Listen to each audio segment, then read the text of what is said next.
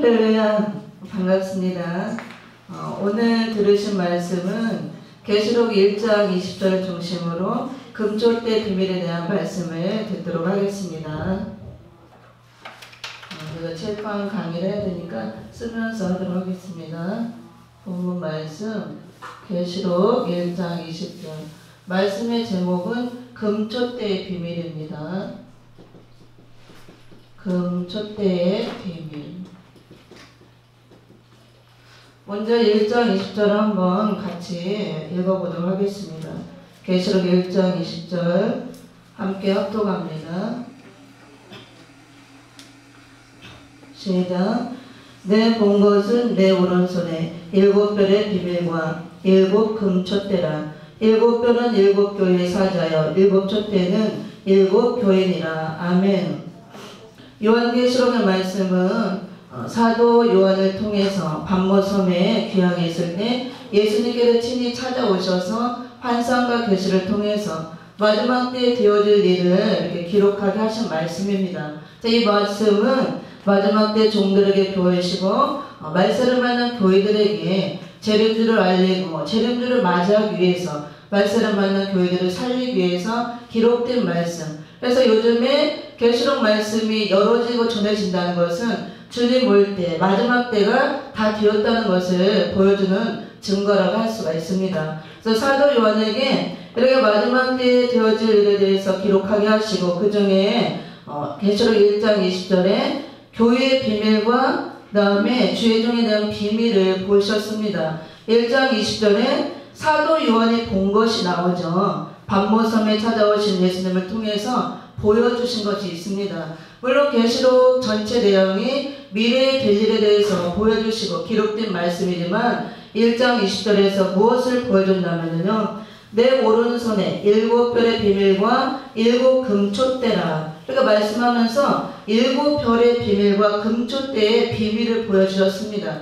별은 하나님의 종을 말하는 것이고 금촛대는 교회를 말하는 것입니다. 그래서 금촛대라는 것은 금과 같은 믿음을 가지고 또 흑암시대 흑암의 피해가 없는 영원토록 어두움이 없고 그다음 변함이 없는 완전한 교회를 이루라는 말씀으로 마지막 때 우리 심령에 세워질 성전이 금촛대인 것을 비밀로 보여주고 있습니다. 그래서 계시록 2장 3장 전체에 걸쳐서 7교회를 향해서 말씀하죠. 아시아 7교회는 말세를 만난 전세계 교회를 예표로 보여주는 것입니다. 주 재림 때 마지막 때 전세계 교회, 은혜시대 교회들에게 금촛대 성전을 세울 것을 보여주고 있습니다. 그래서 별은 주의 종에 대한 비밀에 대한 말씀이고 촛대는 교회를 말하기 때문에 7 금촛대는 교회에 대한 비밀을 보이고 있습니다. 그래서 오늘은 금촛대 비밀, 교회에 대한 비밀을 간단하게 말씀을 전하도록 하겠습니다.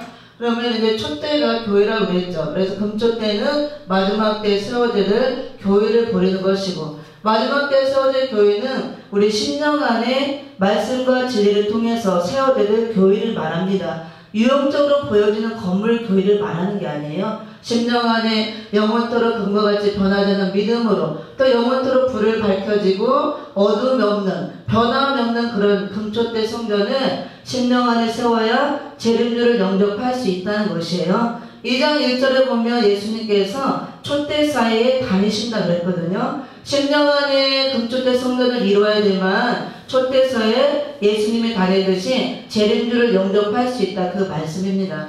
촛대 비밀을 한번 봅니다. 촛대는 교회라고 그랬죠? 촛대의 비밀. 그러면 교회에 비밀이 있다는 거예요. 은혜시대 역사에서는 주의 종에 대한 어떤 교회에 대한 비밀 그런 걸 말하지 않아요. 마지막 때 되어서 이거를 기록해 놓고 마지막 때에 우리에게 드러낼 비밀이기 때문에 비밀이라고 말씀합니다. 그래서 교회의 비밀을 말하죠. 이것은 교회의 비밀.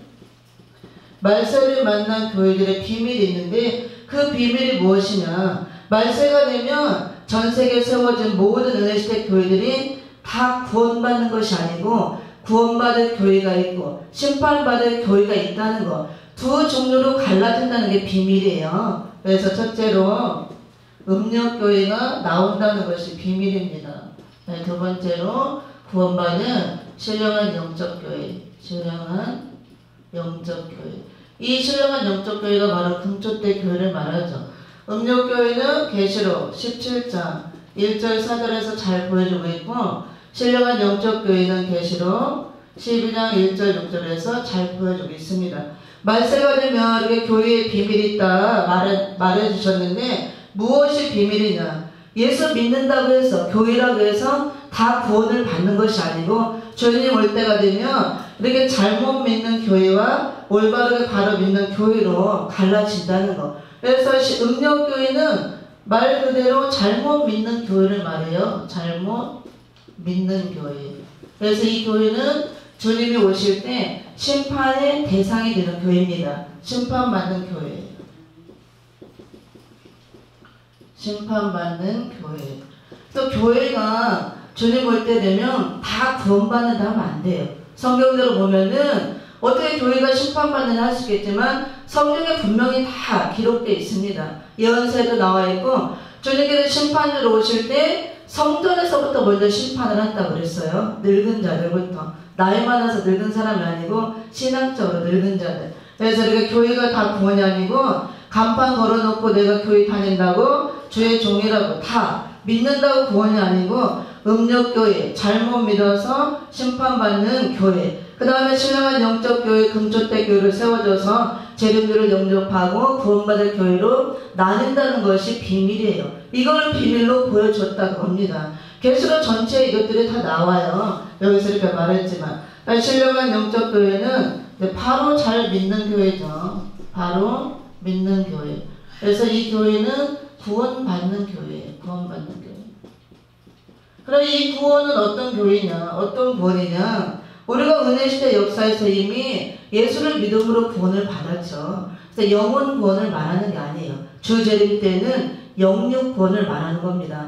영혼 구원 받은 자들, 그 다음에 성령의 인침을 통해서 영혼 구원 받은 자들이 예수님 올 때, 주 재림 때는 예수님이 오시는 목적이 크게 두 가지예요. 산자를 심판한 후, 그 다음에 이렇게 구원받을 자 구원하고 심판받을 자 심판하기 위해서 천년왕국 그리스도 나라를 세우기 위해서 오는 겁니다. 그러니까 주재림 때 구원은 영육 구원을 말하는 거예요. 심판도 영육 심판. 우리가 은혜시대 때 받은 구원은 영혼 구원입니다. 예수를 믿음으로, 십자가 지신 예수는 믿음으로. 믿음의 결국은 영혼 구원이라고 그랬잖아요. 그래서 우리가 구원받아서 지금이라도 죽으면 하나님 부르시면 천국에 가지만 우리 영혼이 들어가는 거예요. 영혼만 구원받았기 때문에. 육체는 구원이 안 이루어졌어요. 그래서 영혼 구원이라는 것은 우리 속사람만 구원받았다고 합니다. 겉사람은 구원이 이루어지지 않았기 때문에 다 흙으로 돌아가는 거예요. 믿는 자나 믿지 않는 자나. 그러니까 백보자 심판 때 그때 나오는 거죠.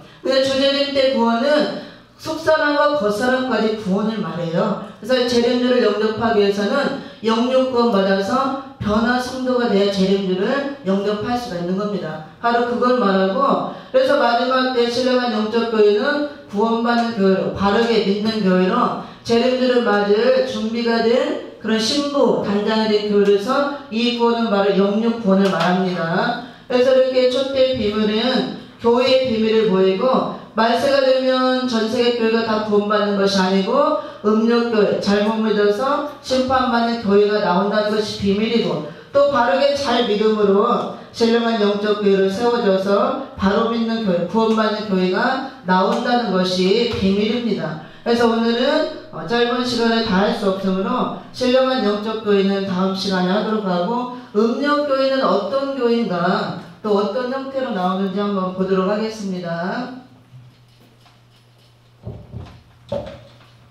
지우개가 잘 안 지워지는 것 같아요. 음력교회에 대해서 좀 살펴봅니다.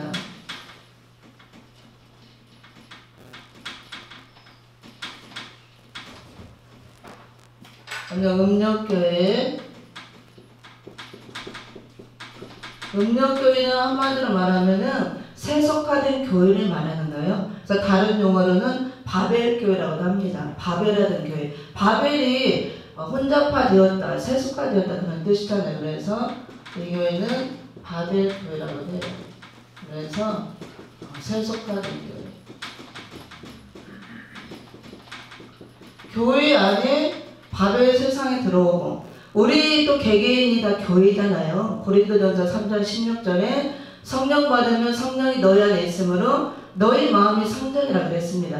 우리 심령 성전이 더러워지면 세속화되면 우리 개개인이 예수를 믿는다 해도 바벨이 되는 거예요. 심령 성전이. 그런 사람들이 모여있으면 그 교회가 바로 바벨교회가 되고, 교회 안에 이 세상 것이 다 들어와 있으면 또 다른 바벨 세상을 이루는 거예요. 교회 안에. 그래서 바벨교회는 바로 세속화된 교회, 그 교회를 음녀교회라고 하는 것입니다. 음녀라는 것은 신랑이 있는데 다른 남자가 바람 피는 걸 음녀라고 그러잖아요. 교회는 신부라고 그랬고, 신랑 예수를 우리가 맞이하기 위해서 정결한 신부로 신부 단장을 하고 준비를 하고 있어야 되는데, 그게 되지 않고 세상 것을 따라가고 세상의 교회 안으로 우리 심령으로 들어와서 세속화되면 그게 음녀가 되고 음녀교회, 바벨교회라고 합니다. 그래서 심판의 대상이 되는 거예요. 그러면은 이 교회는 계시록 17장 1절 4절에서 잘 말해주고 있습니다. 그래서 성경적으로 살펴보도록 하겠습니다. 그럼 마지막 때 음녀교회가 어떤 형태로 나오냐면 4가지 유형을 띠고 나와요. 4가지 유형. 그래서 4가지 유형이 첫째로 용궁주의 형태를 띠고 나옵니다. 용궁주의 교회. 두 번째로 자유주의 교회. 세 번째로 혼합주의 교회. 네 번째로 다원주의. 이렇게 말세가 되면 음녀교회가 나온다는 것이 비밀인데, 이 음녀교회는 심판받는 교회예요. 주님 오실 때. 그래서 이 4가지 유형을 띠고 나옵니다. 용궁주의 교회라는 것은 공산주의를 용납하는 교회, 공산주의 사상. 계시록 6장 1절 2절에서 8절까지 보면은 말세가 되면 말세의 징조로 4대 병마가 등장합니다. 4가지 색깔의 말이 나오잖아요. 백마와 붉은 말, 그 다음에 검은 말, 청황색 말이 나오죠. 색깔은 사상을 의미해요. 말세가 되면 조대림 때 이 4가지 사상이 나와서, 4가지 말이 나와서 경주를 하듯이 사상전을 치르는 거예요. 4가지 사상, 다 비질레 사상을 말해요. 흰 말만 빼고. 그거는 기독교 복음주의 사상이니까. 또 붉은 말이 나와서 공산주의 사상으로 온 세계를 무력으로 통일하는 그런 야욕을 갖고 나오죠. 그래서 용궁주의 교회가 등장하는데, 공산주의 사상을 받아들이고 용납하는 그런 교회를 말하는 것입니다. 근데 어떻게 교회가 공산주의를 받아들일 수 있겠느냐? 우리가 그렇게 말할 수 있겠지만 그건 절대 우리가 잘못 알고 있는 거예요. 성경에서 보면은 공산주의를 용납하는 교회가 나온다고 분명히 말씀하고 있고, 지금 실제로 많이 나오고 있습니다. 몰라서 그지. 그래서 공산주의 사상을 집어넣고 은연 중에, 우리나라도 지금 잘 알고 있잖아요. 여러 가지 돌아가는 현실을 볼 때. 그래서 공산주의는 기독교의 최대 적이에요. 마지막 때 하나님의 최대 적으로 나오는 것이 무슬림 공산주의 세력입니다. 그래서 용궁주의 교회는 공산주의 사상을 받아들이고 이렇게 공산주의를 용납하는 교회. 이것이 어디에 등장하느냐? 계시록 6장 3절 4절을 보면은 붉은 말 탄자가 나옵니다.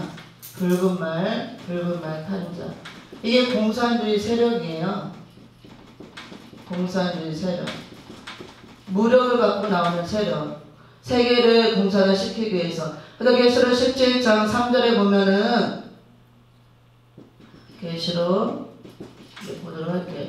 여자가 붉은 말을 타고 나온다. 여자가 붉은 말을 탔다. 이렇게 말씀하고 있거든요.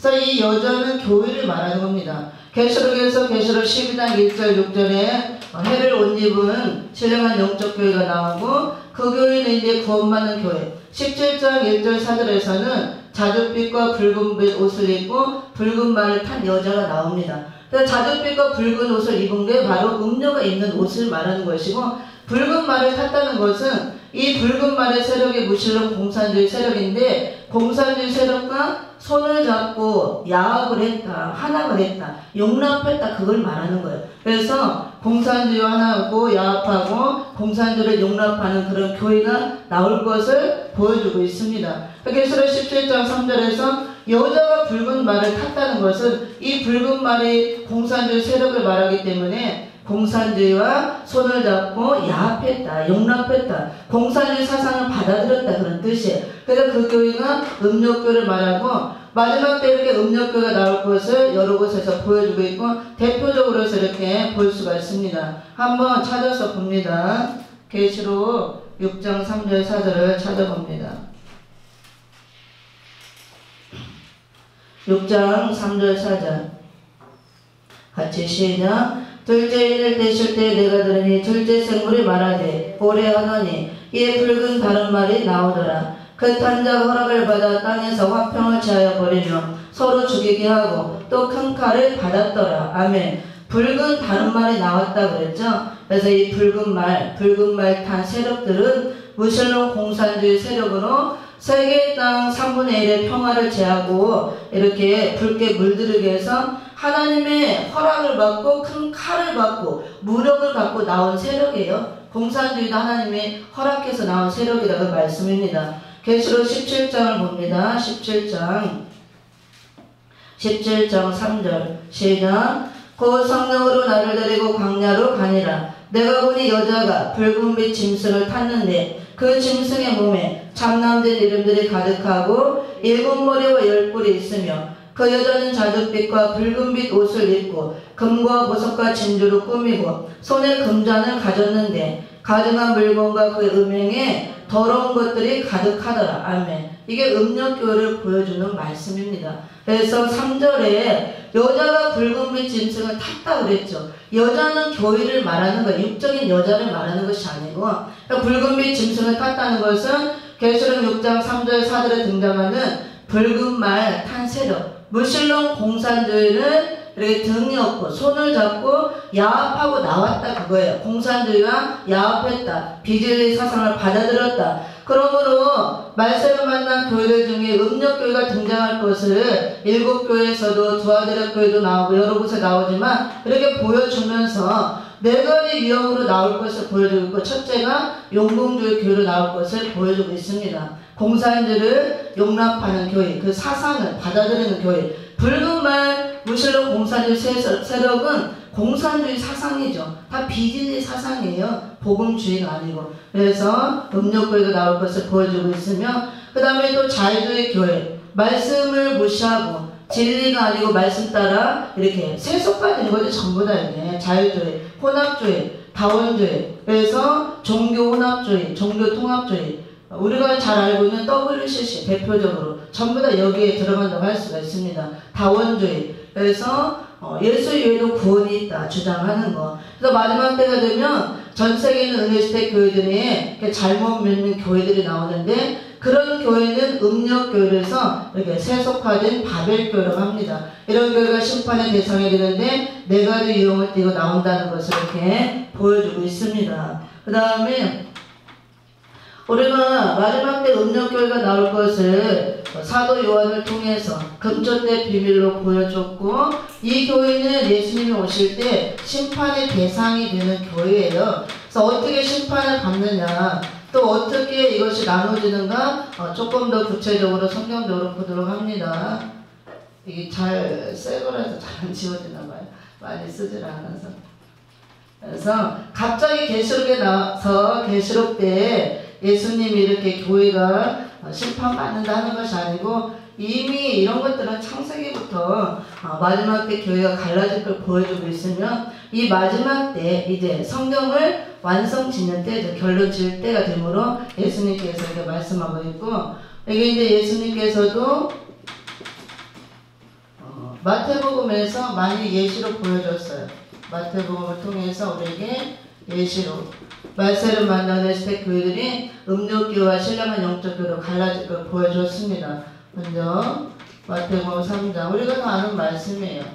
12절과 마태복음 7장 24절 27절 마태복음 그 다음에 24장 40절 42절과 마태복음 25장 1절에서 13절 마태복음 25장 32절 34절 그 다음에 계시록 22장 11절 그 다음에 아모스 7장 이렇게 쭉 보고 또 계시록 11장 1절이죠. 시간이 많지 않으므로 간단하게 봅니다. 마태복음 3장 12절은 알곡과 쭉정이가 나오죠. 쭉정이. 다음에 마태복음 7장 24절 27절에서는 반석 위에 세운 교회, 반석 위에 세운 교회, 집을 지은 교회, 새 반석 위에 집을 졌다는 거다. 교회를 세운다는 거 말하죠. 심령의 교회. 그 다음에 여기는 모래 위에. 다음 여기는 데려간 자, 데려간 남녀. 그다음에 버려진 자, 버려진 남녀. 그다음에 여기는 열천의 뷰 나오죠. 이렇게 슬기로운 5천에 기름 부은 뿔 준비한 1,000하고 미련한 5,000. 말씀은 다 아는 거예요. 들어서 여기는 오른편에는 양과 같은 자들, 왼편에는 염소 같은 자들. 다음에 여기는 거룩한 자, 그 다음에 더러운 자, 그 다음에 여기는 의로운 자, 불의한 자. 이렇게 그대로 예수님이 확정을 한다고 해요. 확정. 그 다음에 여기 아모스 7장 8절에서 예수님께서 심판의 다림줄을 띄운다고 했죠. 심판의 다림줄을 띄운다. 심판이죠, 이게. 그 다음에 여기는 청량, 성전 안과, 그 다음에 성전 닭을 청량한다고 해요. 청량. 오늘 여기까지 이제 보고 잠깐 설명할 텐데요.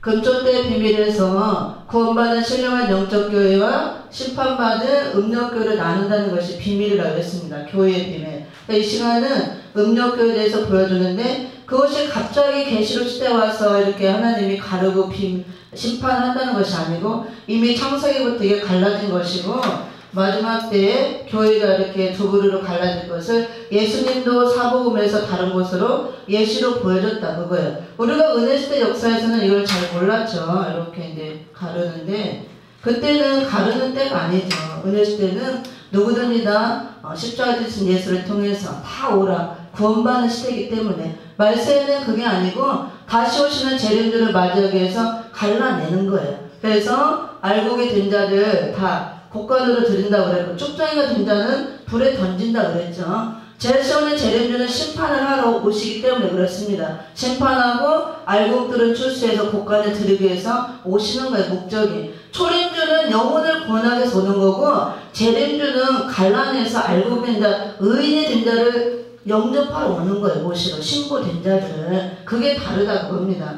그래서 마태복음 3장 12절에서는 알곡과 쭉정이 타작마당에서 정하게 해서 타작마당은 교회죠. 말씀 심판의 말씀. 이 마지막 때에 선지서를 중심한 요한계시록이 심판의 말씀이고 추수 말씀이고 가르는 말씀이에요. 재림주를 알리는 말씀. 갈라서 알곡은 모아 곡간에 드리는 것이 알곡이 된 자들은 추수해서 천년왕국 그리스도 나라 곡간에 드리는 거고 재림주를 영접하고 쭉정이는 불에 태워지는 거예요. 알곡과 쭉정이는 교회라는 한 밭에서 한 줄기에서 같이 나오는 겁니다. 그래서 이거는 말씀으로 꽉 차진 자들, 준비된 자들, 이거는 없는 거예요. 속이 빈 거. 쭉정이는 심판을 당하고 그 다음에 쭉정이가 불신자를 말하는 게 아닙니다. 교회 안에서 갈라지는 거예요. 그 다음에 반석 위에 집을 지은 자, 모래 위에 집을 지은 자. 반석은 고린도전서 12장 4절에 보면 예수님이 반석이죠. 예수님. 반석 대신 그리스도. 그래서 말씀 가운데 바르게 신앙의 집을 지은 자. 모래는 비진리를 말합니다. 비진리 가운데 신앙의 집을 잘못 지은 자를 말하고 여기서는 또 밭을 가다가 매를 가다가 하나는 데려가고 버려두고 한다고 그랬잖아요. 그다음 똑같이 일을 하다가 데려가고 버려두고 이게 구원받고 떨어지고 다 그걸 보여주는 거예요. 여기는 슬기로운 기름든 꿀 준비한 5,000여 미련한 5,000여 똑같이 믿는 교회를 보이는 겁니다. 그래서 이렇게 구원받고 미련한 5,000여는 신랑이 왔을 때 문이 닫혔잖아요. 열어주지 않았습니다. 이게 다 심판받는 교회로 떨어질 걸 보여주는 거고 오른편에는 양과 같은 성도들 교회 왼편에 있는 염소 같은 자들 이것이 계시록 시대에 와서 이렇게 예수님이 마지막 때에 구원받는 교회와 심판받는 교회로 갈라질 것을 예시로 보여주고 계시록에 와서 분명하게 확정을 짓습니다. 거룩한 자, 더러운 자, 의로운 자, 불의한 자 그대로 확정을 짓는다고 그랬어요. 그러니까 지금 마지막 때는 심판의 말씀으로 그대로 확정을 짓는 때예요. 그래서 우리가 이쪽으로 확정이 지어지면 다 음욕교에 속하고 심판의 대상이 되는 것이고 이쪽으로 확정이 지어져야 주제될 때 구원을 받는다는 말씀입니다. 그래서 예수님께서 이렇게 말씀하시면서 아모스 7절 8절에 보면은 심판의 다름줄을 예수님 잡고 다름줄을 띄운다 그랬어요. 다름줄을 띄우고 담을 쳐서 갈라낸다 그거예요. 그게 말세 복음입니다. 추수 복음이고 심판 복음. 우리가 때가 되었기 때문에 말세를 만난 전 세계 교회들이 이제 이런 말씀을 듣고 준비를 해야 된다고 합니다. 계시록 1장 3절에서 계시록 말씀을 예언의 말씀이라고 그러죠. 이 예언의 말씀을 읽고 듣고 지키는 자가 복이 있다. 때가 가깝다. 주 재림 때는 이 말씀을 읽고 듣고 지켜야 화 받는 자가 되지 않고 복을 받는 자가 된다 그 말씀이에요. 그래서 계시록 11장 1절 2절에서도 성전 안과 성전 밖을 지팡이 같은 갈대 같은 말씀으로 청량한다고 그랬습니다. 우리가 성경에도 보면은 성전 안이고 성전 밖이 다 있죠. 은혜 시대는 성전 방마당에서 다 예수의 피 바르고 구원받는 역사예요. 그저 마지막 땐 그걸로 다 되는 것이 아니고 예수의 피를 바르고 예수의 피를 힘입어서 구원받은 교회들이 말씀으로 청량받아 성전 안에까지 들어가야 구원이 있다 그 말씀입니다. 그래서 오늘 이제 전부 다 할 수는 없고 계시록 1장 20절 금초대 비밀에서 말세가 되면 이렇게 구원받은 신령한 영적교회와 음욕교회로 갈라진다는 것을 비밀로 보여주고 있습니다. 그래서 이런 말씀이 들려질 때 우리가 읽고 듣고 지키고 준비해서 알곡으로 나오고 또 이렇게 슬기는 다른 처녀같이 기름등불 준비하고 오른편에 있는 양과 같이 이쪽으로 확정이 되어져서 제 심판받지 말고 재림들을 영접하고 구원받으라 그 말씀이에요. 그래서 계시록 2장 3장 보면은 전세계 교회를 향해서 성령이 교회들에 가시는 말씀을 귀 있는 자는 들을저다. 계시록은 교회들에게 주시는 말씀이에요. 전도하기 위한 그 불신자 대상을 주는 말씀이 아니다 그겁니다. 주제될 때가 되면 교회들에게 부패하고 타락하고 세속화되고 떨어질 위기에 있고 음욕교회들이 나오기 때문에 회개하라 그 말씀입니다. 그래서 계시록 11장 우리 1절 2절만 읽어보고 오늘 말씀을 마치도록 하겠습니다. 11장 1절 2절 청량할 때 우리는 이런 말씀으로 청량받아 성전 안으로 들어가야 구원을 받을 수가 있습니다. 1절 2절 합독하고 마치도록 하겠습니다. 시작. 또 내게 지팡이 같은 갈대를 주며 말하기를 일어나서 하나님의 성전과 제단과 그 안에서 경배하는 자들을 청량하되 성전 방마당은 청량하지 말고 그냥 두라. 이것을 이방인에게 주었은즉 저희가 거룩한 성을 42달 동안 짓밟으리라. 아멘. 그래서 우리가 성전 안으로 청량되어 구원받지 성전 방마당에서 청량받지 못하면 42달 계시록 13장 같은 수정 통치 시대에 떨어져서 짐승의 지배를 받고 심판을 당하는 것입니다. 네, 말씀을 무장해서 다 구원받는 복을 받기를 예수 이름으로 축원을 드립니다.